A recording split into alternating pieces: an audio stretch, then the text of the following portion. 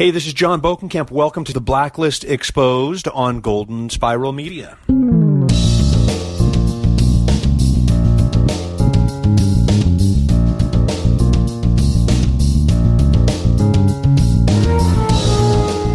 The boss man is in the house. Welcome to a special edition of the Blacklist Exposed. I'm Agent Troy Heinrichs. And I'm Agent Aaron Peterson. And I know we told you guys we were done until April 15th, but much like Red Reddington, it's all in how I said it. Show notes and other intel for this episode of the Blacklist Exposed can be found at theblacklistexposed.com. But we are here to talk to Mr. Jon Bokenkamp, creator and every other title you can think of for the Blacklist. Yeah, at this point, I think it's in his will or something, right? He owns the show. He's in trust because he's got not only this show, but he's got that Blacklist Redemption show going on now, too. What? What is that one about? I think we talked about that a little bit, didn't we? We talked about it then, and we talked about it a little bit in this episode as well. You'll hear exactly from Jon how the spinoff kind of took shape. We'll find out how the spinoff played in on the first episode last week when we talked about it, what his thoughts were, what he thought of our thoughts, very complimentary of the podcast. So that's a fun conversation. And we have a whole bunch of really great details about what's coming up in Chicago on April 22nd, where Jon will actually be here talking with us and all of you at C2E2. So make sure you get your tickets over at C2E2.com. Yes, don't miss that. That's going to be a lot of fun. And as you will hear from the interview, he's a great guy to talk to and loves to talk to the fans, loves to talk about fandom and everything that's going on with the show. So Redemption especially is on everybody's lips right now because of, you know, the show is actually airing and Blacklist is kind of on, it's not really a hiatus. It's more like a break while Redemption plays out, right? Yeah, it's on vacation. It's floating on a boat and going around Hawaii. It's on vacation. There you go. So it's basically... The first half of this interview is going to be Redemption, and like Troy just said, and then the second half is going to be Blacklist. So we covered both shows in the interview, and he's very open, very honest, and masterfully evasive. I do want to say he's good at it. This guy's learned. He knows how to play. He is better than Red, I think, at some of these questions. Let's just get into the interview. I know you guys want to hear from Jon Bokenkamp himself, creator, showrunner, the guy, the man of the Blacklist.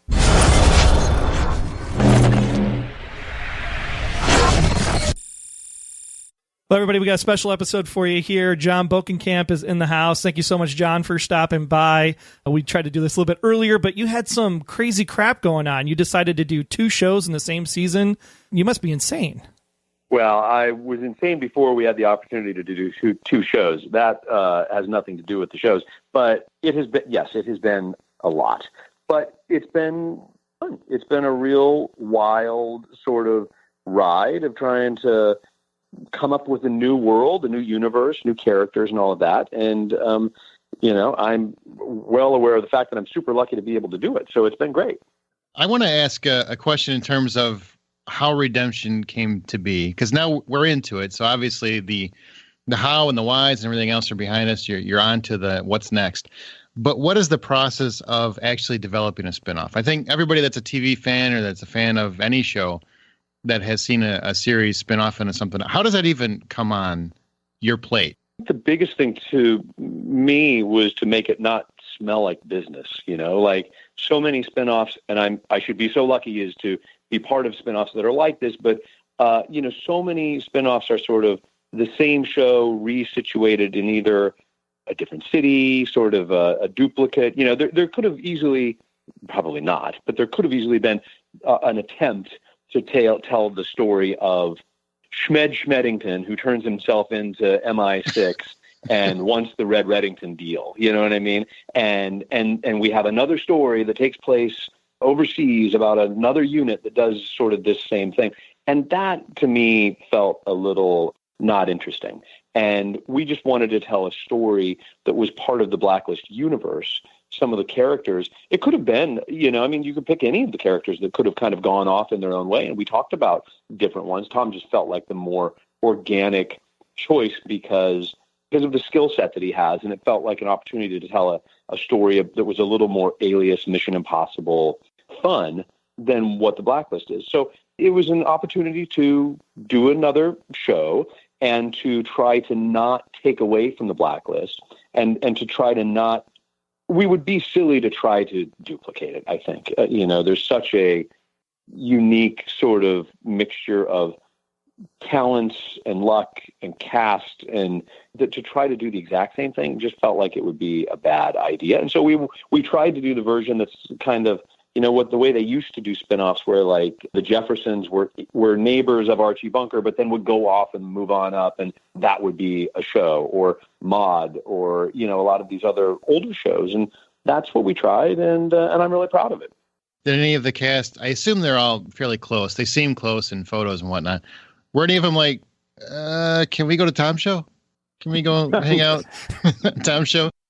Everyone was super supportive about it. They, there were questions about it, like, so what's going on? So there's a different show. How is that going to work? Are there crossovers? Do we need to be on that show or not? But it was everyone in New York, the cast, the production crew, and everyone is very professional. We had our DP, for example, went over to the spinoff. We had an editor who was an assistant editor on the other show on Blacklist, who then moved to an editor position on Redemption. So it's kind of interesting to people came back, it's like a weird family reunion kind of. New people that we didn't know, but also people who we had worked with before. John Terlesky is the guy who runs things in New York for us, and he has directed some of my favorite Blacklist episodes, so he's running it there. And it was a very organic process, and the cast and crew were all super supportive. Well, it's good that John's over there, because I think that's the only last name that Aaron's able to pronounce on the show. Yeah, that's funny. We like anybody named John. There's a lot of Johns in the Blacklist universe, so he felt like he was an easy choice. What was it let you pick Solomon, Nez Rowan, this particular cast of characters? Because the comedic timing between Ryan and Eddie is just so spot on, especially in this first episode we saw this past Thursday. Yeah. Was it just magic? Was it screen testing? Because when I talked to you, I think it was, March of last year, when you said you had 23 for season 3, and it was kind of be this backdoor pilot thing, and now it's a year later. Mm-hmm. How does Eddie come into that conversation of, hey, do you want to be on this new show? Well, Eddie was just somebody that we loved from the Blacklist. He was somebody that came in at season 3 and just had a great energy, had a great sort of spark, and he came on screen and you wanted to watch him, So when we thought about how do we want to do this, it felt like it was a bit of a buy, obviously. The guy went in and tried to shoot up Tom's wedding and basically murder him. But at the same time, that sort of felt like, well, maybe that's the perfect reason why they should be bosom buddies working on the same task force, And so Eddie was I just love him as an actor. Famke, John and I had met with early in season 3 and sat down with her. She came here to Paramount, and we had coffee and just talked about the show, and that she, could we convince her to be on it, and would she be interested? And it wouldn't be, she was like, well, I don't really want to do like a 1 episode thing, maybe an arc. And we couldn't figure anything out. And then when we realized that we were going to do a spinoff, we thought, well, maybe that's a way to weave her into the show. And so that's how she came on board.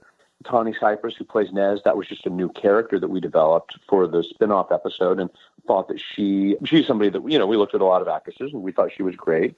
And then Adrian Martinez is a guy who I saw in The Secret Life of Walter Mitty, and I just remember watching that one night. My family was gone, and I was sitting there eating pizza, watching a movie, and he came on, and I was like, that guy's awesome. I have a little email folder of a draft of an email that sits in my inbox, where every once in a while I'll see a movie, or I'm watching something, and I'll just find an actor who just jumps out, and I kind of put their name down in a list, like, oh, maybe at some point we could cast them. So when we were looking for somebody, I was like, oh, right, that guy. I wonder if he's around. We'd be lucky to get him. And then Adrian's just a weird, funny presence. And so, yeah, a different, similar yet unique sort of team dynamic to the show.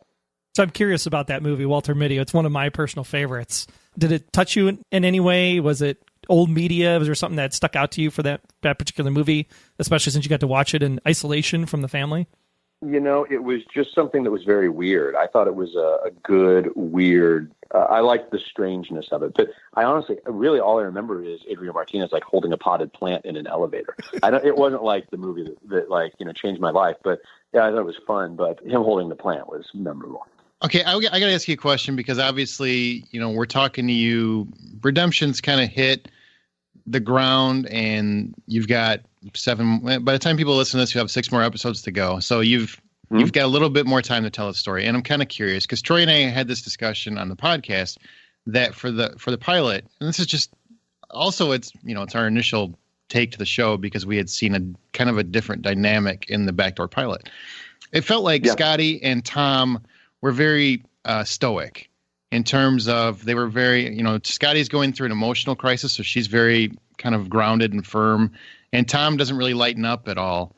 And throughout the episode, I mean, to me, that character really has a lot of fun in the Blacklist he has.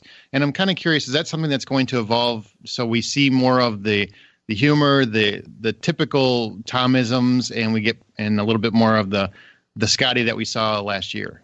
You thought they were, did you say stoic? Yeah, because I felt like, and I'm trying to word it the right way because I don't want it to make it sound negative. I don't mean it negative. I just meant, I felt like she didn't get a lot to do in that episode. Like it was setting up for what's going to come next. And Tom plays things a lot very straight, including that really moment on the dance floor. Right. That's just, by the way, that stuff is just weird to me. It's just uncomfortable and weird, and that's like, well, why not? She doesn't know, and she's a beautiful woman who hears this young guy, so whatever, So the network's kind of like, what are you doing, And I read some review. I think it was Variety was like, ugh, gross, and I'm like, well, it's not like some weird sexual fascination. It's just like, well, that's a weird storytelling perspective that we can kind of take there. But no, I get what you're saying. Like, I think the truth is it's trying to accomplish a lot of things. It's a character that we know, and maybe too many things, It's a character that we know who has a history. As we're sitting down to write it, the obstacles are this. Tom Keene is a character who knows who his mother is. He has worked for her. He knows that his father is dead. He knows that he disappeared as a child and that somebody confessed to murdering him but lied about it for money. And on one hand, we're trying to remain faithful to that for anybody who's watched The Blacklist, so it tracks. But at the same time, we're trying to write a story that if you've never seen The Blacklist, you can come into it and understand it. So and on top of that, he's a character who's faced with, come to New York, it's about your father, and he shows up there, and he's sort of in this spycraft kind of world, which felt very serious. It felt very like we were trying to play the high stakes of it. So maybe what we were playing as high stakes and danger came off a little too stoic or sort of serious. I think the next episode, which I think will have, as you said, will have aired before this is released, is telling of what the show can be. It's a little more emotional. It's a little more simple. It's a bit more of just a case of the week. But yes, I understand that first episode, it was very difficult trying to write a pilot, that we wouldn't know when it would air. I mean, when we started doing this, it was like, great, start writing the pilot. Well, when will it air? Well, we don't know yet. Well, okay, is Tom going to be in 10 episodes of The Blacklist or 15 or 2? Well, we're not sure, but good luck. So you're trying to figure out, well, we don't want to betray anything on The Blacklist. That's what comes first. And so we have to find a natural way for him to leave and trying to juggle a lot of things. Not that makes for any excuses for anything that wasn't clear. That was the unique challenge in this exercise. Yeah, and I think what you guys had to work with, given that knowledge, played off very well, right? If you're a Blacklist fan watching the two-parter, it was a nice seamless transition from one to the other because we all thought there'd be more of a send-off in the Blacklist portion of it. Right. We were actually really excited there wasn't a send-off and that the send-off actually happened as part of that first 5 minutes of redemption. At the same time, it kind of puts you guys in a tight spot because here, if you want new people to come in and watch the show that have never seen the Blacklist before, it almost felt like it didn't give you guys the opportunity to set up the characters in such a way that new audience could be pulled in from the get-go. So you almost have to do that in that second episode that's coming up. Well, that's why it felt like if you look even at the structure of the Blacklist pilot and this pilot, there are similarities that are quite purposeful, but that are, you almost flip Tom and Liz. Liz is a woman who has a job. She works for the FBI. It's a normal day. It's crazy. And Tom's sort of at home, maybe thinking about a job. And then a call comes about his father. and here's this journey that he has to go off on, and she sort of anoints it. They're almost like flipped in their relationship, you know. And in the Blacklist spinoff, he had the job, he was a teacher, he was normal. She had this crazy thing that happened to her, and he was like, "Great, go do your thing." And so we were trying to put all the firsts that happened to the characters in the pilot, and not have those firsts happen. For example, it would be very confusing, I think, for anybody watching the spinoff if Tom Keene got a call from his father's attorney in the end of episode 15 of the Blacklist saying, "You need to come to New York. It's about your father." And then, you know, somebody turns on the show and says, "Great, I'm going to watch Redemption. And here's a guy showing up in New York and we don't know why." You know what I mean? It's just, there are a number of sort of time slots and the order of things and all of that we're trying to keep in order. Even in talking about it, it sounds confusing. So we're trying to do a number of things, and that pilot had a lot of things it needed to accomplish, and I think it did. You know, I think it set, if anything, it set the tone and introduced the characters, and now in the episodes going forward can play out. Does Ryan just want a nap at this point? Well, I think Ryan, who I love, is kind of going, "Wow, Megan Boone has been working her ass off for the past 4 years." You know, Ryan's been the guy who has showed up and, you know, he's in 3 scenes and works a day or two, you know, has a big presence in the show. And Megan's the one who's there saying, "The blacksmith is a man known for his crimes from Germany to the skin," you know, and like doing all this dialogue in these big scenes. And she's in almost every scene. So I think he has a newfound respect, I think, for the amount of work that she's been doing. But yeah, he's been a super trooper, and he's been doing at times, you know, the schedule is very difficult. They've been doing, you know, there's a time where he's doing both shows, you know, trying to get that scene where Ryan and Megan are together in the opening. We didn't shoot that until a couple of weeks ago because we couldn't get them together because they were shooting 2 different shows. So it made it a little bit of a challenge. That's honestly my favorite scene of those two this entire season is in Redemption. I just felt like that. This is the first time I've seen them in the whole season where it felt like it's not a bunch of dealing with Red's aftermath or, you know, a reckoning of any kind. It's just a regular couple dealing with working life. Maybe a little more relatable.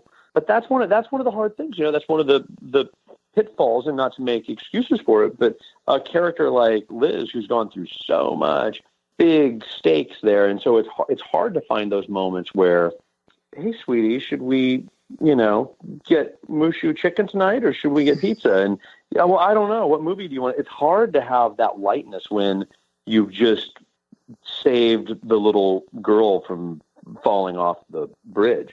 Everything becomes rather heavy. So yeah, I'm glad that worked for you. It was great. I mean, the baby Agnes doing the little over her mouth when the camera got to that, I was like, "Oh my God, that's so cute." Right? That was a great little moment. Yeah, very cute. Kudos. You know what? I have one question. It has to do with the transition.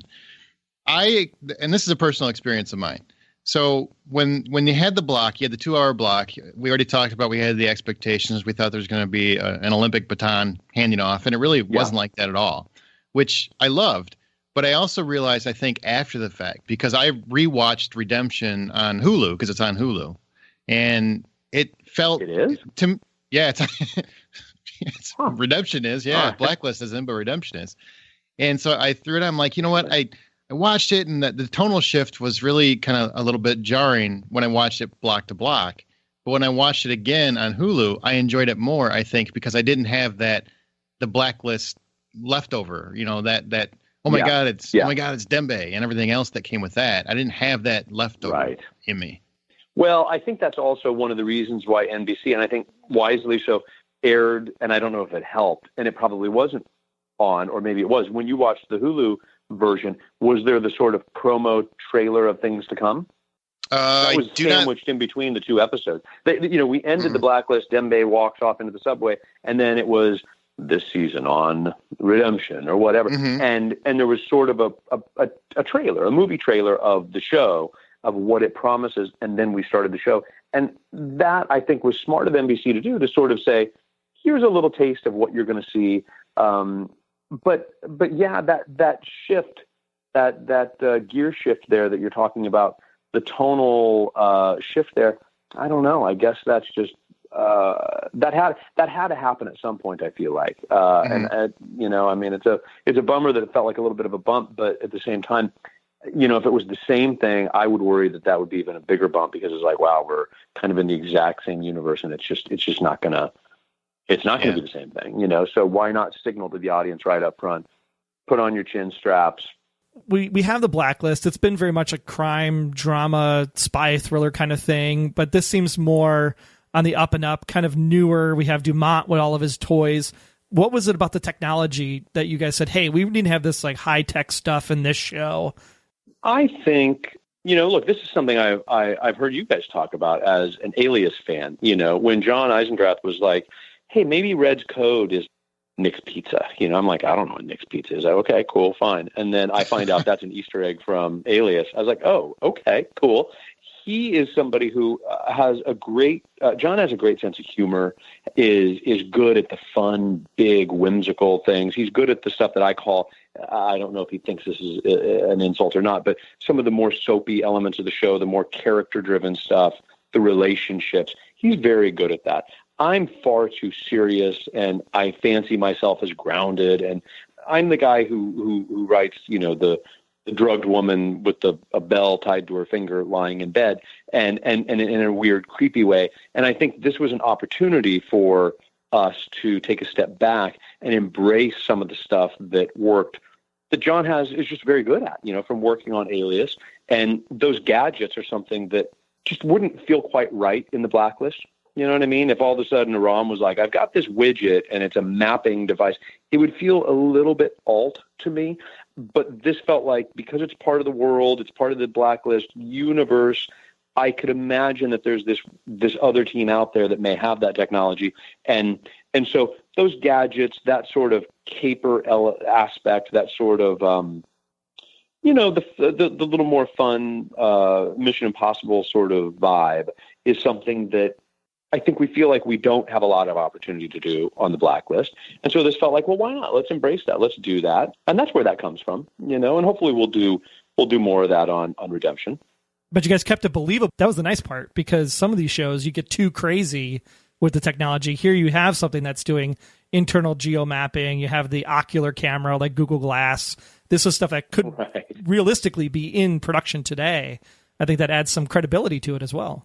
As I think about it, it's funny. Rick Orsi, also, who was also on Alias, is a guy who's just great at that stuff. Rick has a way of talking and thinking it just is very natural to him. He has great movie references. He's a sci-fi fan, and those guys are just very good at that. And so the ocular camera, that's like a great gag. That's a great idea. Yeah, easy to embrace other people's ideas when they're fun like that.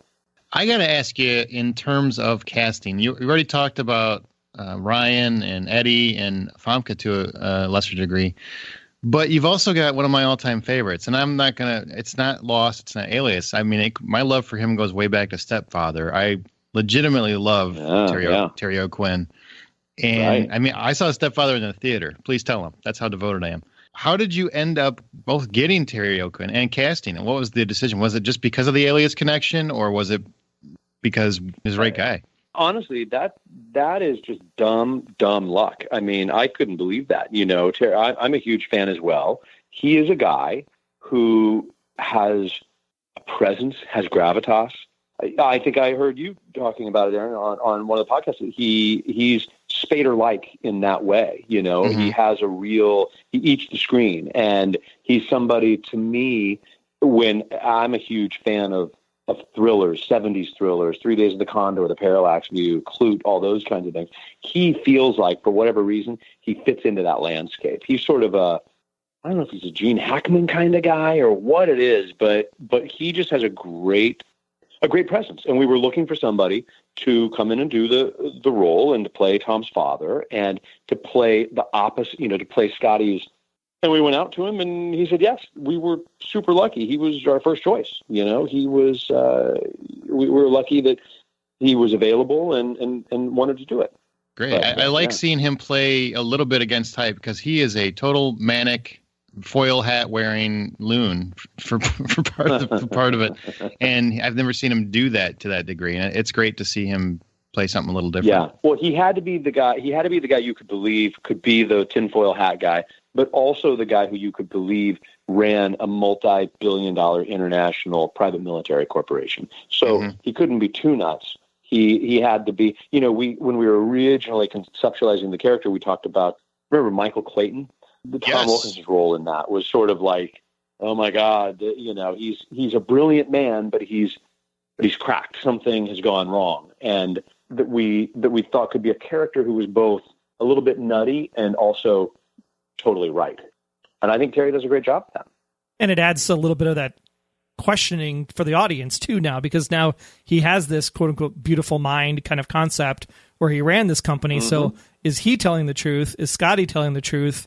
Which one of them is the one that Tom needs to believe? You're a step ahead already. I love that. Yeah, that is true. I mean, how much of what he's saying do we believe? And yet there's an element that, perhaps he's a little bit of an unreliable narrator only because he's a little nutty. But I think that's part of the fun of it. That's part of the fun of the show. Well, I think that's a good transition to switch the tone to the actual Blacklist. I love it. We were out there in August promoting season 4 with you guys there in the room. Great time hanging out there. Yeah. Hey, I want to be clear. There's no we here, all right? I was yeah, there wasn't a we. Yeah. There's a Troy. Aaron's taking the whole show in Chicago for C2E2, by the way. Yeah. You're talking about when you came out for the DVD behind behind the Blacklist, stuff, right? Special, yeah. Yeah. Those are always a little terrifying because it's like they do them at 8 o'clock in the morning. John and I walk in and we have not probably slept at all. And all of a sudden it's like, oh my God, what are we doing? This is going to exist on the DVD. And my head's like in episode 12 and thinking about Natalie Luca. Wait a minute. We're talking about what? It's such a weird shift to do those. But I love that Sony had you come out and do that. I thought that was super cool. Again, like a real testament to what the podcast has become and what you guys have done. I thought that was great. Yeah, it was an absolute blast. I appreciate the invite because I know you guys put in a good word for us too. So that was fantastic with Jim and those guys over at Sony. Come back. The show's great, you guys. I was listening the other day. In fact, I'm midway through the most recent one, that you guys did on both shows. It's so interesting to hear. I don't know if you've gone back. I haven't, but back to the very early episodes even that you did of the podcast. You guys have got such a great rapport, and it moves and it flows, and it's super articulate, and it's very good. I've become like a listener, trying to stay distanced, but it's always very interesting to listen to. So, how does that feel for you? Someone like you're the creator, you're the artist, to hear other people talking? Because I'm sure there's some things where you hear either I or Troy or you hear message boards, that sort of thing, where they critique things. You're like, no, you guys either aren't getting it, or it's just not in your mind because it's your baby. How do you take that, I guess? Well, I think they're all sort of fair criticisms, right? I mean, everyone's just watching the show, and I think it's interesting. It's fascinating to me to hear you guys talk about the show because you have a perspective from it that while one, you're very intelligent about it and have kept up with it and know the ins and outs of it in ways that are fascinating to me.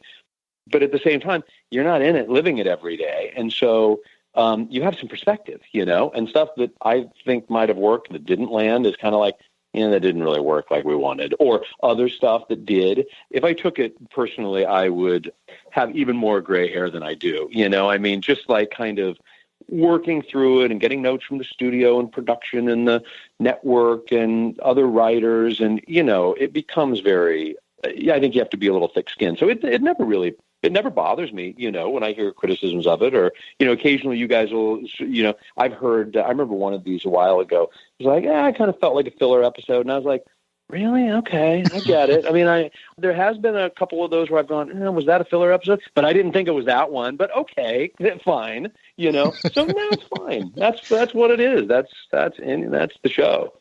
Well, that's why you get paid to make it and we just talk about it. Well, you guys are gentlemen. It really is a blast to listen to. Which one's been your favorite podcast episode? I'm just curious. If you have like one that stands out in your mind. Like he was writing them down. The one I listen to every night before I go to bed. No, a favorite one. I don't know that there's a favorite one so much as just the banter, the sort of sometimes frustrated banter between you two has grown in ways that it wasn't there before that I find sort of delicious. You know what I mean? Like I want to cut him? Yeah, you can. I love it. That it's more the timbre of things that's shifted, and it's just interesting. It's really cool to listen to. Well, then you must have really enjoyed that fall finale where we were like, Mother Theory, no Mother Theory. What the hell's going on? Oh yeah, right. I mean, come on. Yeah, but that might be the dad episode. The theoretically. Yeah, with Dad, right, with Alexander Kirk and the whisper and what did he whisper and all of that, and then also just hearing fans write in of what they believe it could have been, and those are the blanks, the empty space, the air that is left there to sort of fill in, for the viewer. I mean, I know what he said. It's not. I can tell you this. It's not just bullshit. It's not just like, well, let's just have him say something we don't know what it is. I know what it is, but that's the fun of it. Going into season 4, we have the whole, who's your daddy? Interesting choice of marketing on the NBC part as we get this whole Alexander Kirk concept. Now, the big question I had, I think I actually emailed you directly after 402. I believe it was like WTF was the subject line after Kaplan gets shot. Right. My question is, what was the conversation struggle that you guys had about the hand grab at the end of the episode? I know Aaron and I debated it. Should the hand grab have been at the start of the next episode? It's better to have it at the end of that episode. What's the hand grab? Grabbing the grass, you mean? Yeah, exactly. Showing that she was still kind of alive at the end of 402. Well, we wanted to tell a story where there was more to it than just, here's the thing. Liz faked her death. It felt like it would be a total ripoff to the audience to shoot Kaplan and then come back an episode or two later and go, well, she's not really dead. So that really is what it was. As much as we try desperately to play fair with the audience, and the clues are there, and there are pieces there, and there's always within stories and stuff. We're always trying to, like, if you went back and watched it, you could go, oh, well, that's where I should have been able to pick up on that, and that's what that was, and that was something that really Daniel Cerrone was more of an advocate of that than I was. I was like, we need that. But he thought it was really important that we knew there was a chance that she survived that. And it's one of those moments that my favorite moments in TV shows are where, and I'm 95% of the time the dumb one when I'm watching shows with my wife, because she's like, oh my God, did you? And I don't tell me, I don't really understand it or figure it out. And she does. And I love the argument afterwards, or maybe not argument, but the conversation afterwards where it's like, well, she's still alive. Well, no, she's not. That was her last breath twitch, no, she's coming back. No, she's not. That, I think the things that you can read both ways are the things that are the most enjoyable in the show. So that's what that was about. That was just about playing fair with the audience and signaling that she may come back. But it also has that water cooler moment, right? So everybody's talking about it.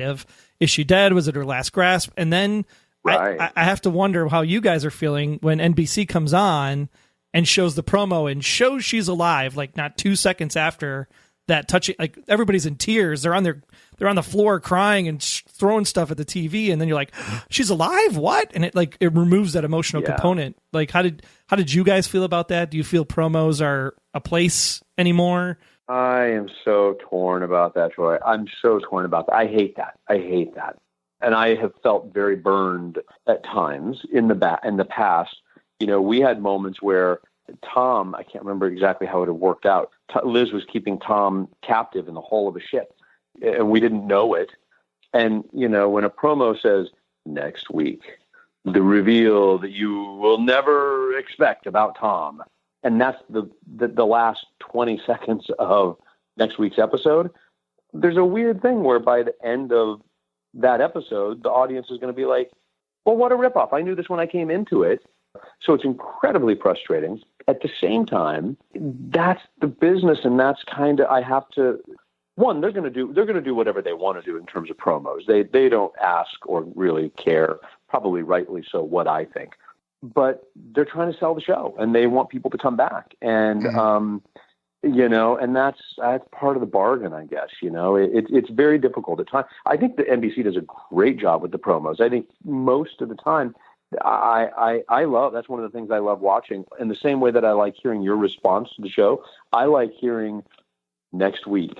And it's like, oh, here's the tease. How are they going to position this? Some weeks I'm like, why didn't they even talk about the Blacklister?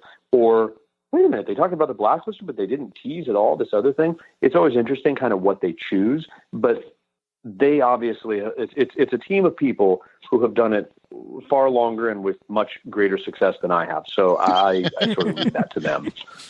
You know? That is true. You know what? I will say a lot of people tuned in after. I mean, Troy and I were not happy about that promo, but there were a lot of people that tuned in because of it, though. So, I mean, there is a method to the madness, I would say. There is, yeah. It is. There is a business aspect to it that I guess I have to sort of embrace. Yeah, and let's move on to Daddy. Let's move on to the Daddy moment where I'm sure you're probably going to masterfully evade this question, but I will. I already have. Yep, I'm sure you're already down the hall. You're like, I already left this conversation. Right. In terms of when Red is drugged and admits and gives a little whisper and says Rosebud or whatever into Kirk's ear, if in that same scene admits to being Liz's dad, or her dad, I'm sorry, admits to being her dad. No, admits to her being the daughter. Get it right. Her being the daughter. I'm sorry. Only judge what's on the screen. Right. In your mind as the showrunner, does that answer at least that question that she is that person's daughter? Let me try to masterfully evade that. Please do. I think that answers in the same way that I was saying. I love it when my wife and I can have two different perspectives on an element of a show or a movie or the way something ends or whatever. That is an example that I think is really fun and maybe is frustrating for people, but tough. I feel like on one hand, you can believe that, yes, he is admitting that she is his daughter and that would obviously mean that he is her father. You can interpret that he is drugged and within an inch of his life, and so he is telling Alexander Kirk what he wants to hear. You can include Aaron's mother theory because he didn't say father, right? What? How does that work? He didn't. Troy's say, theory. Yes, Troy's I'm her theory. I'm sorry, Aaron. Yeah. Sorry. Don't you put that on me. Troy, you can embrace Troy's theory, which says yes. I guess he said daughter, not I'm her father. So even in that, and by the way, there's probably more that I'm not thinking of, but right there are three versions of the truth that different audience members can look at in different ways and think about and argue about. And I love that. Those are really hard to come up with, you know? And so there's three, maybe there's more that we're not talking about. And so that's, I don't know. I'm trying to evade the real answer to it, but it is, but there is a firm answer. There is, you know, within each of those are real, you know, ways to look at the show and ways to embrace it. And I think, look, Spader said very early on when we very first met about the show, I went to his house and we talked about it, and he had always felt like, and I agree, that you feel like you know exactly who this guy is. The thing that's fun about Raymond Reddington is once you finally get the answer about what you think he is or what he's doing or what he's up to, you realize that you really had no idea, you know? And I think that's what he's always a step ahead, or he's always got another agenda, or, you know, there's a reason he gave you a case was so he could get a key that's in a bottle, and you're going, wait a minute. And I think that's one of the things that's really fun about the show. And I don't know, maybe that becomes incredibly frustrating for people, but it's again, they're not whimsical, and they are very intentional, and there are different ways to look at it, you know, that are thought out, that are given we give a lot of thought to in the room. It's a tough thing to haul too, right? Because you have 22 episodes that you have to cover, these signposts along the way. Yeah. And especially when you got the spinoff looming and you have to figure some stuff out with that too, just makes it extra complicated, because you almost wish that at the end of every episode you are getting a nugget or a morsel or a grain of sand that goes to the mythology. But sometimes you just can't do that in every episode, because if you do that too fast, then there's no show left. But but at the same time, you have to time it at the exact right moments. I mean, we have obviously the back 6 or 7 that are coming up, and just knowing where that's going to be heading, you know, looking at some of the casting. I mean, you had some really fantastic stuff coming up for the end of the season. We have some great, we do. And, you know, it's funny. I'm curious what you guys think about it. I'm curious what the audience thinks. It's a very delicate balance. And it's very difficult to not be seduced by the idea of chewing through the mythology. So, in other words, if we do an episode where it's just a case of the week, where we get a bad guy and Red, as a result of that, expands his empire because he takes over. This guy, we took somebody out and Red absorbs his that guy's empire. Typically, if we do that, I feel like people are like, well, we didn't learn anything about them. We didn't learn anything new about Red and Liz. We don't know anything more than we did before.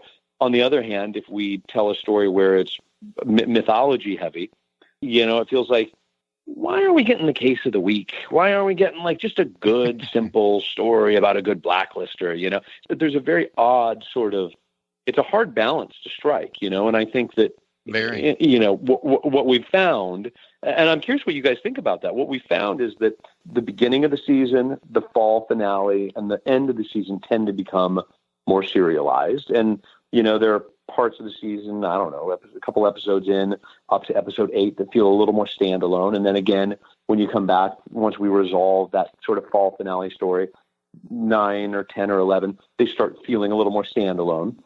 And that's one of the reasons why we resolved the Kirk story, not as a cliffhanger this year. We wanted Kirk to walk off and Red to survive and things to reset. So when we came back, it wasn't like, we're still holding on to the same sort of mythological questions about the deeper mythology of the show. It was just like, guess what? We're back. And in fact, Liz gets her badge back and she's now a cop. Back to the meat and potatoes of a case of the week show. But again, it's a delicate balance and it's one that's hard to walk, and we kind of fluctuate back and forth. And I don't know, hopefully it's satisfying, but it's hard because there's different aspects of it that I like, and I like aspects of the serialized stuff, but I also love a great just case of the week. So potato a little bit. I love the mix. The mix is great. Yeah. I think the challenge, most of the audience is feeling, though, is you have these shows, Westworld, right? I don't think you've seen it yet, but I haven't seen it yet. Yeah. Westworld is like one of those things where it's like you get these 10 solid concrete episodes and it's like boom, boom, boom, boom, boom. And now the audience has this expectation. Like, hey, why can't you be like Westworld? Why can't you be like Game of Thrones? Why can't you be like Walking Dead and just answer all of these questions? At the same time, you look at like Veronica Mars, I know is a big one for Aaron and I. And you had this whole A story over the entire season that had these kind of B signposts along the way where the C story answered the B story that answered the A story. I think that's kind of where the audience, I think now is 4 seasons in, give us one answer, but have that answer set up 2 more years of stories. Well, that's interesting. I think on one hand, doing 10 episodes sounds like a vacation, because true. doing 10, and that's not no dig on those shows, but doing 10 or 12 episodes or 13 over the course of a year is a lot different than doing 22 or 23. And really, this year with the Blacklist and with Redemption, we're doing 30 episodes. So it's not a disadvantage. It's just a different dynamic that we have where we're telling a show. I feel like what we're attempting to do in my mind is a cable show on network television. We're trying to do something that's hyper serialized and yet has a case of the week aspect to it, and that can kind of fluctuate back and forth. But it's interesting, some of those shows that, like you say, Game of Thrones, Westworld, are those just straight? There's no case of the week to that, right? They're just a serialized story, right? Yeah, it's a 10-hour movie. Yeah, right, a 10-hour movie. And same thing. I haven't seen Walking Dead, which is like huge numbers and has been on a lot. Again, there's no case there, right? It's just it's a soap opera, right? Yeah, for the most part. There's a case of nothing happening. There's a lot of that. So yeah, right. A lot of walking. Well, it's incredibly successful. And we're a very weird hybrid, but I don't know if I'm answering anything, but it is a difficult thing to balance and something that we try to give. And by the way, look, here's the thing I will say.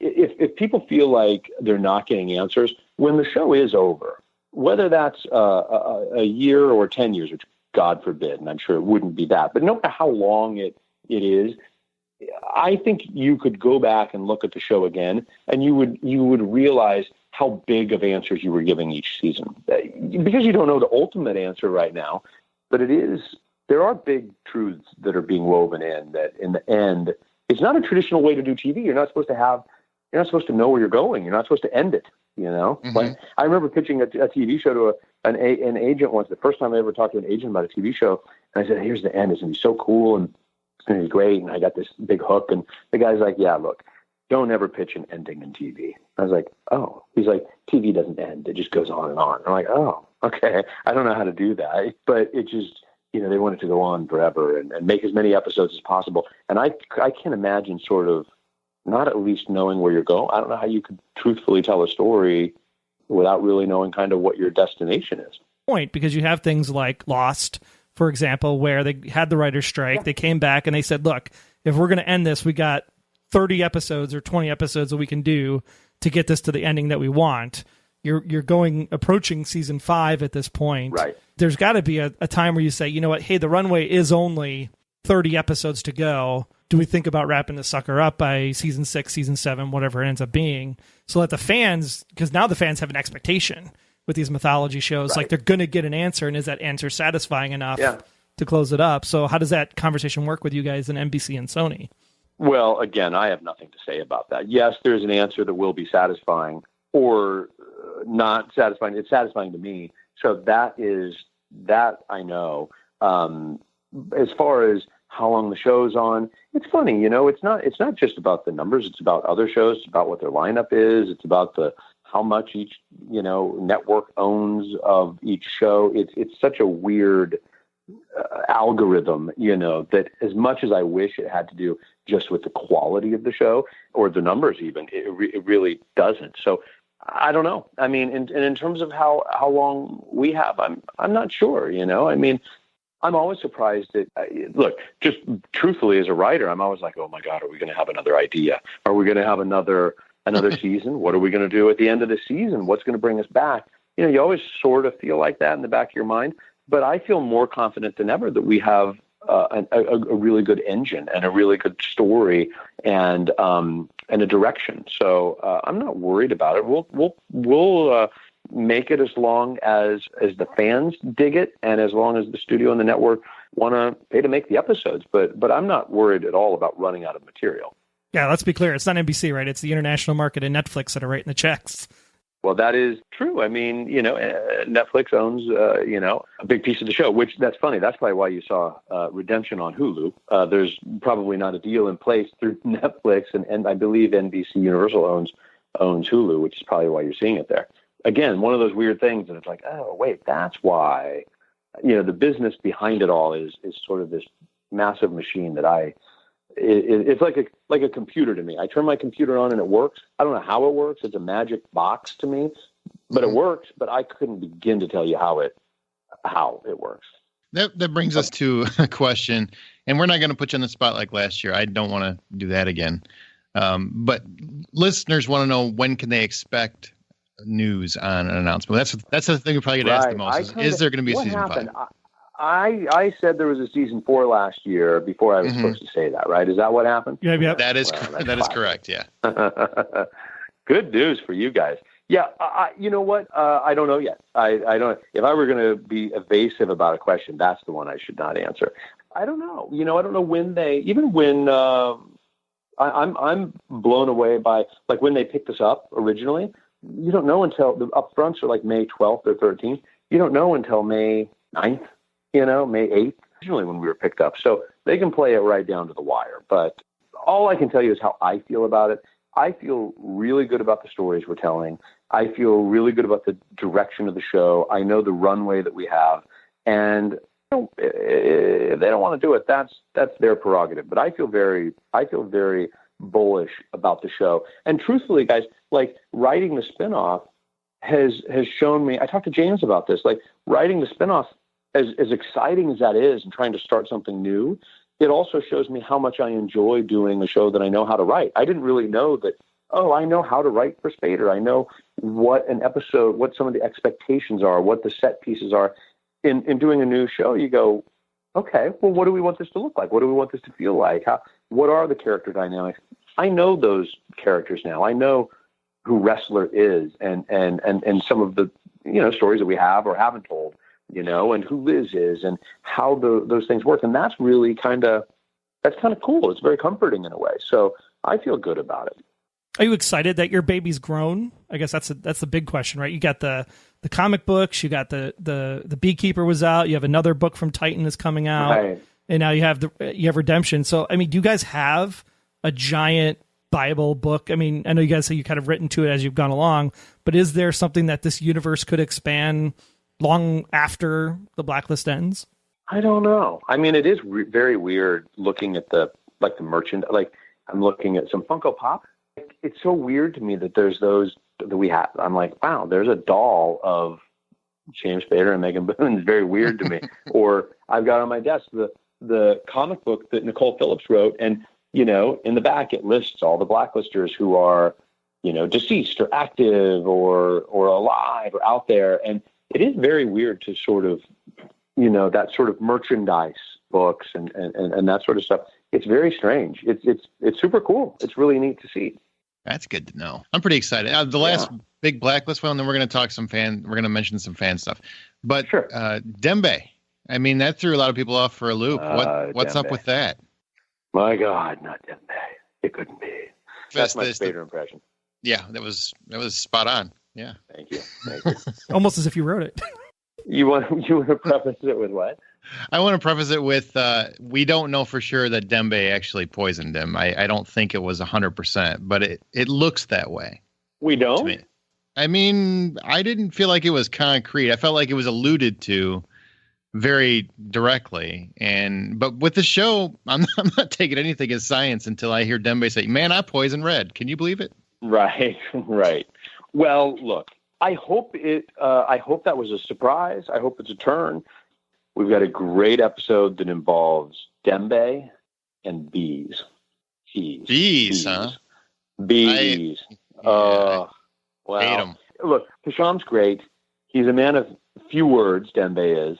And what bigger betrayal than somebody who is at Red's side? Look, it is a engine for a big story. I guarantee you that next episode, and when we come back, it's a two-parter. And this is another one of those things. I'm curious how NBC promos it, because there's big turns and big twists and stuff that I hope they don't reveal. But I do think that this two-parter, when we come back April 20th, is a really good two-parter. I'm so excited about it.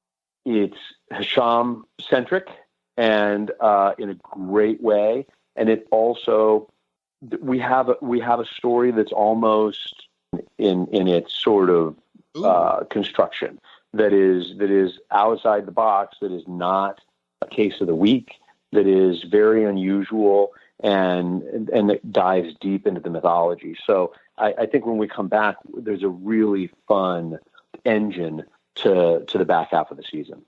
I've seen the casting list. Aaron has not. So I've been biting my tongue. I love how Aaron ignores and hides from all the promos and all that stuff. That's great. I try. I'm tired of being spoiled by everything, and I want to live it. Right. I just want to live it. It's sort of like there's a movie. There used to be a movie theater here in LA called the Laemmle Sunset 5, and I remember you could go there and watch a movie, and it's like all these weird indie movies, and there's sort of going and watching a movie. There was like, you don't know what to expect. You haven't seen the trailer 18 times. You don't know what the promos are. You don't know who's in it. You buy a ticket for some weird movie, and it's like, whoa, and it is a little bit of a different way to watch something. So I admire that. It's hard, believe me. In this day and age, it is very difficult. It is. Yeah. We'll do fan ones really quick here. First and foremost, super kudos to you guys for pulling off the Lulu McClellan tribute. That was 100% fantastic. Round of applause for you guys. Yeah. I got to tell you, I got a little dewy-eyed. I was driving in. I don't know if it was this morning or yesterday.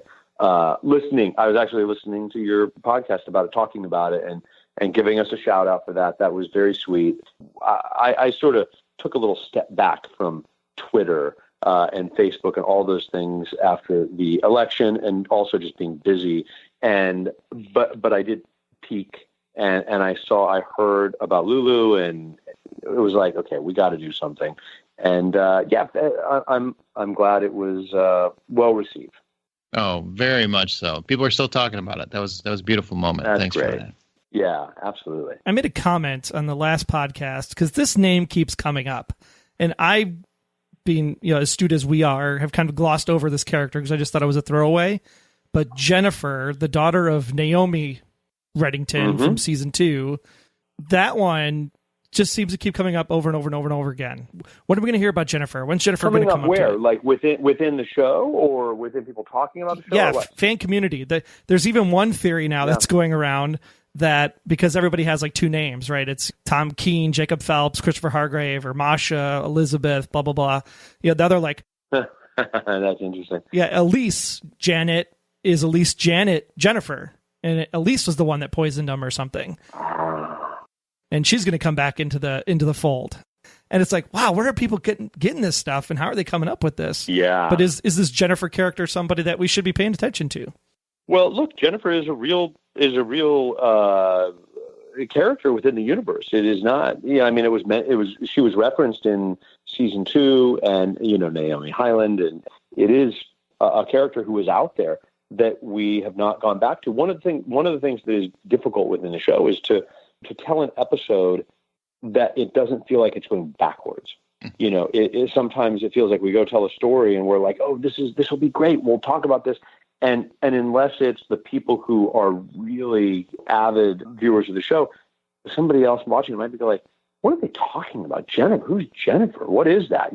But the truth is, yes, Jennifer is a character who's in the landscape of the show. And Jennifer is Elise, but you have not seen the last of Elise / Janet, who also does have two names, as you pointed out. And I think she's great. And so we will see her when we come back, actually, in episode 16. But yeah, Jennifer's out there. Jennifer to be discovered one day. For our benefit, can we just call her Janet going forward? Janet, I think I can't figure out what to call her. Yes, we should call her Janet, probably, yes. She doesn't seem like a Janet to me, but yeah. Well, Ram could just go... Damn it, Janet. Yeah, that's exactly right. Ram could just go around... Damn it, Janet. Yeah. Damn it, Janet, yeah. Next one, after 408, Red is the only one that Liz can get answers from about her past. Why have Liz and Red been so distant since then? When will the leads interact more with each other again, like season 1? It is a difficult balance because Megan's character is sort of tasked with being the skeptic and is often come to see that she loves him and cares for him. But I do think we lean into that more in the back part of the season. I think also, look, Megan, who, like I said, nobody works harder than Megan. She has a lot on her shoulders. It is true that she had a baby and we were aware of that. And maybe it's felt in the writing a little bit, but that, we tried to be aware of that and give her a little space. She's still at the center of the show, but she's also a mom in real life. And her not being in every single scene with James also allowed us, I think, in a healthy way, to get to know a lot of the other characters, like and Wrestler and Samar and Cooper. We have told a lot of stories that we weren't able to tell in the first season by getting to know some of these other characters, which I think is healthy for the show and those sort of characters who are involved. But we will see more Liz and Red together. This one was interesting. If you could do anything different, no strings attached, if you could do anything different with the show story, what would it be right now? Like if you could do anything you wanted. It would probably all take place in space. Nice. Okay, I don't know. I don't. What would I do? If you add robots, we're best friends. I'm telling you now. Aaron will hate you. Right. Westworld crossover. No, what would I do differently? I don't know. There's so many ways to look at that, like production wise or story wise. I really don't know. It's sort of like saying, what would you do differently in raising your kid? I don't know. I really am proud of the show, and I don't know that I'd do much different. Fair answer. And then, of course, everybody knows you've been probably super stressed out, with doing 30 episodes this season. So if you could do anything different with your life, what would you do differently if you weren't going to be a TV writer? Well, I would just I would probably just sleep a little bit more and hang out with my family a little bit more. But look, the truth is, I have been employed and I've been unemployed, and I know how lucky I am to be working and writing for the actors that I'm writing for and making the show with the team in New York. So it's kind of hard, as difficult as it is, it's a little hard to bitch about it. It's a little hard to be like, wow, I just wish I had more time off, because I've had time off before and all I wanted to do was be working. So short hair kids want long hair and long hair kids want short hair and curly hair kids want straight hair. And the grass is always greener, and I'm old enough to now know that how super lucky I am to be writing a show, even though it's super hard. It really is. I got a personal plug / question, I guess, but we do a podcast called Remake This Movie Right, and we're always where you take movies that have already existed and we kind of reshape them, and how would you remake them, because that's the trend these days. And I was kind of curious from you in terms of you wrote Taking Lives, which came out several years ago. Fun movie. DJ Caruso did it. He also did Disturbia and the Triple X3, which I don't care what the critics said. I had a blast with that movie. But I love DJ, but I took my son, who I think might have been too young. We had to leave. I was like, oh my, we had to walk out. Yeah, there's a whole lot of sexy time. There kind of is. Anyway, I'm sorry to interrupt. No, so if you could remake your own movie, if you could remake Taking Lives, because we've actually talked about, since we do the Blacklist and your name comes up all the time, we've actually talked about doing an episode on that movie, just because as an homage to Mr. Bokenkamp. But how would you do it? How would you remake your own movie? Would you update it? Would you do anything a little different that you wish you could have done different at the time, kind of thing? That's really interesting. I mean, God, the remake Taking Lives. I don't know. That was that was a weird experience, because that was the first movie I wrote, and it was like, you work on it for 5 years or whatever it is, and then it goes off and gets made, and other people work on it, and very talented people, but including rewriting it. So it's sort of your own, but not really. Differently there, God. You know what it probably could use in a weird way now after working on the Blacklist? The thing I'm more comfortable with now is humor. It could probably use a laugh or two, really. It could probably have a little more self-awareness. It was very serious. I don't know. The fake pregnant belly? I don't know. That was a Tony Scott. That was a Tony Scott idea. Was it really? Yeah, it was. Yeah. He was going to direct the movie, and we had met a number of times. Actually, here's a Blacklist tie-in for you. We hired a gentleman to be our FBI consultant to learn how a profiler, which is why Elizabeth Keene is a profiler, because I learned a lot about profiling in that world through Taking Lives, because I was sort of fascinated by it. And we hired this guy to be our advisor, who was a profiler from the FBI who founded the profiling department, and his name was Robert Ressler, who is why Donald Ressler is Donald Ressler, named after a guy who I got to know working with Tony. And we would go in and work on the movie and try to figure out a script. And that was something that came about, fake belly and stab and the whole thing, and just sort of jump in time in the story. And he was great. And for whatever reason, didn't work. And he went off and did other stuff, obviously. And we would have been lucky to have him. But he, at one time, was going to direct the movie. And I remember conversations where that came about with him. I don't know. How would I remake that movie? I don't know. It's hard. That's hard. What is the one that you guys would remake? Well, we've done a bunch of them. But what is your number one? If you were going to do it, what is your? Well, here's the one to remake. I know you're all Big Trouble in Little China, which I don't think I've ever seen. It's the movie I don't really want remade. I don't think you can recapture that one at all, honestly. Probably. You know what? I think we just did It. We did an It episode, and Troy had a really, really dark and twisted take on it, which I thought would be fantastic. Actually. Oh, Stand By Me. Oh, I'm sorry, Stand By Me. I said It. I'm sorry. Nice. Stand By Me, which is a movie I walked into going, don't touch it. Just never touch it. And Troy had a really cool, sadistic idea, and I got really behind it. Like, basically he turned it into where they grow up and you find out that one of them was a murderer. It's a hard thing to explain, but it really worked in the crux of the story. Yeah. I blame all my Blacklist watching for that one. I've become sick and twisted. Fascinating idea. I wish I had a better answer for you about how to remake Taking Lives, but no, I was just kind of curious. What a perfect movie, I say sarcastically. No, I'm like not sure what he would do there, but yeah. You had Jack Bauer, man. You can't go wrong. You had Jack Bauer, you had Ethan Hawke, Angelina. You're fine. That was a good guess. Yeah, that's right. We did have Jack Bauer. Yeah, that's right. Well, I think you should sit on it, and then when you get some time off here over the summer, you get to come on and do that episode with us. When you get time off. That's what the world is waiting for. Is the remake of Taking Lives. Yeah, no, I'm sure there's another movie to remake that would be even better. Do you look at getting back into whenever this ride is over, and it's been a great ride and you're still doing great work on it, there's no reason to, I'm not saying anytime soon, but down the road, do you want to get back into movies, do you think? Or are you more comfortable in TV now that you've really got a handle on it? I think about it all the time.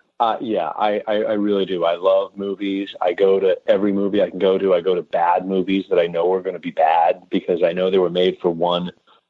There's some good idea in even those bad movies, and I love them. And so, yes, I would love to do both. I also, a writer has in TV. I think that's the way it should be. Writers get shit on in features in a way that is just gross, and the development process is not healthy.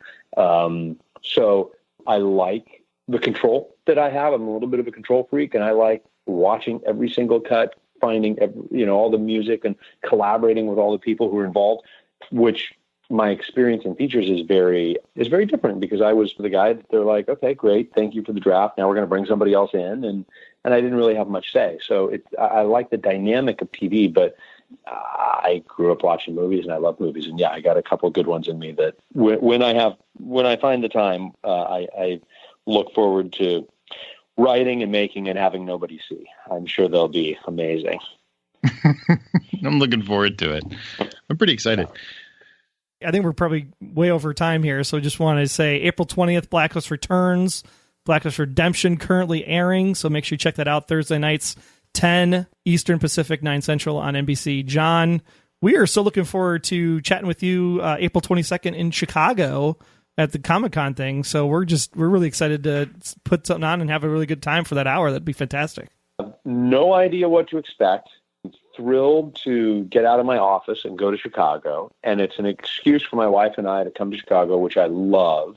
And I think it's going to be a blast. It's going to be a lot of fun. Thank you for inviting me. So we'll see. Hopefully I can have something insightful to say.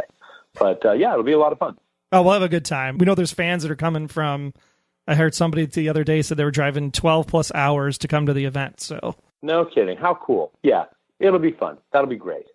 In closing, if you could tease anything you want to the audience to what to expect in Redemption, you already talked about the Blacklist opener. Is there anything about how the season unfolds or how Redemption is going to unfold? Anything you want to say, like in closing, to say, hey guys, get excited because there's some whatever going to happen?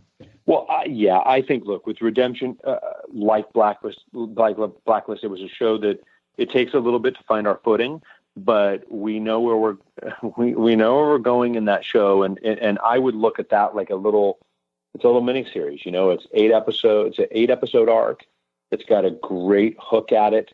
We're writing the last episode right now, which is super fun, and it's just a wild ride. It's a wild ride that's a little more fun, a little more sexy, a little more not quite as dark, but it is worth a peek, and yet the 20th of April is going to be a blast on the Blacklist. I'm really excited to talk to you guys about it.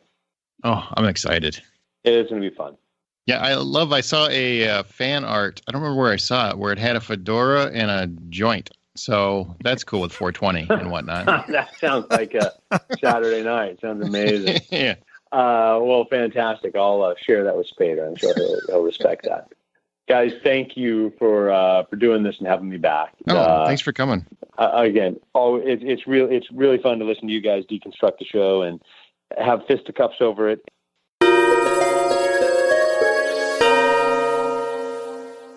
Okay, that was our interview with Mr. Jon Bokenkamp. What'd you think, Troy? Are you excited about Redemption? Are you looking forward to seeing where this show goes? I am super excited. We've said this numerous times. Tom Bond, Tom and Eddie, or Tom and Solomon together. I keep saying Tom and Eddie, but Tom and Solomon together, Ryan and Eddie together.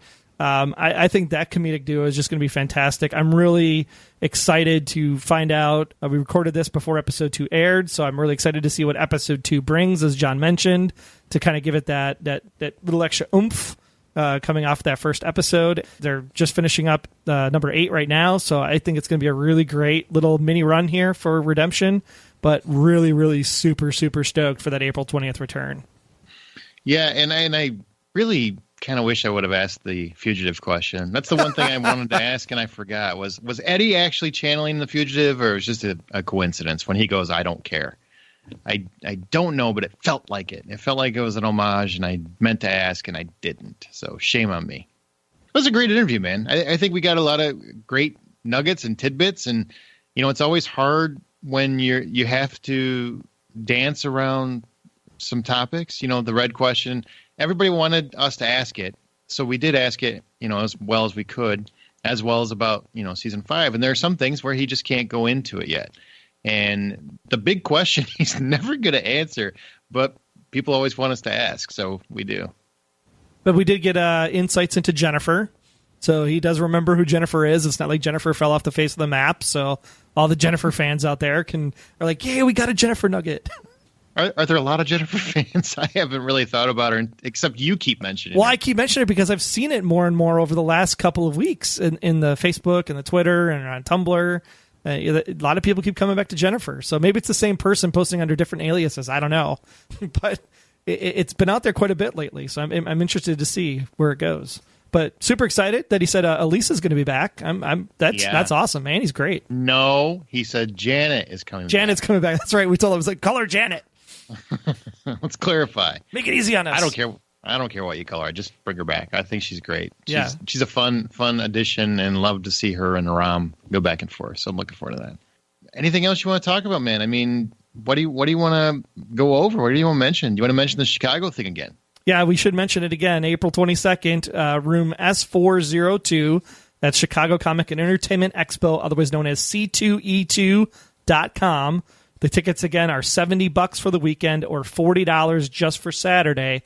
We know there's a bunch of you coming, so if you are coming, make sure you hit us up in the Facebook group, on Twitter, shoot us an email. Again, that's feedback@goldenspiralmedia.com. Just let us know you're coming. We definitely want to get a tally of all of the podcast listeners that are going to be in attendance, because we have some really cool things that are going to involve you guys.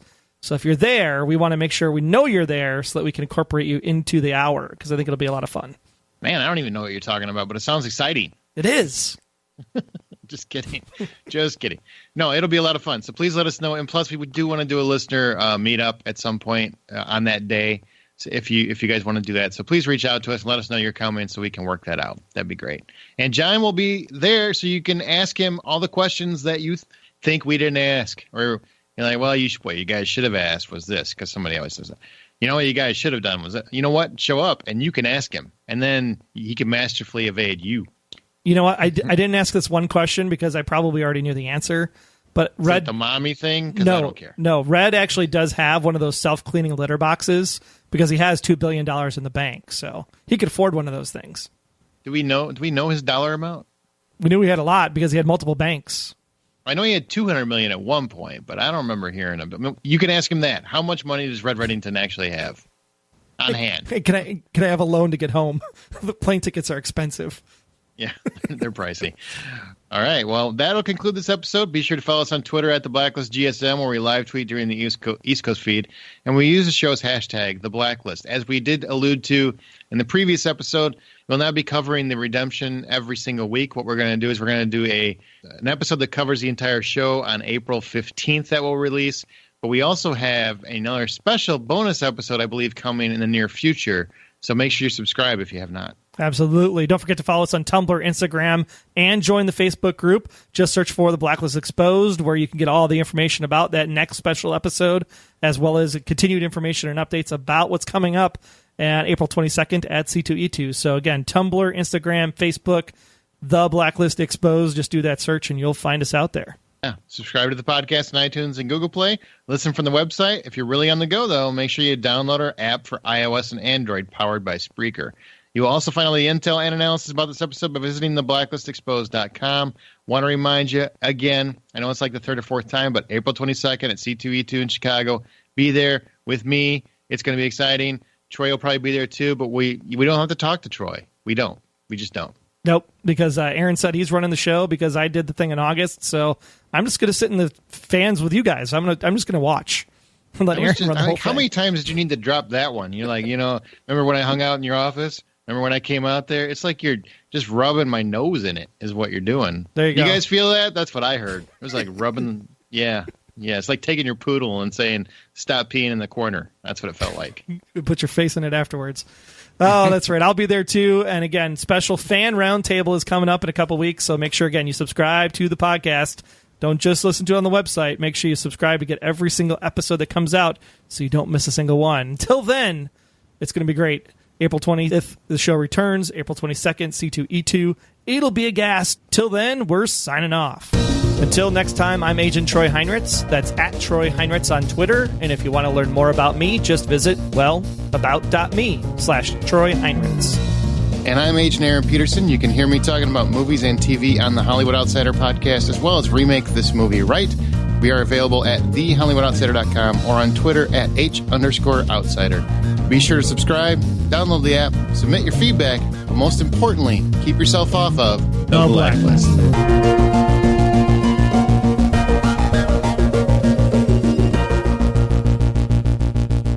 The Blacklist Exposed is a Golden Spiral Media production. Find more of our great podcasts at goldenspiralmedia.com/podcasts.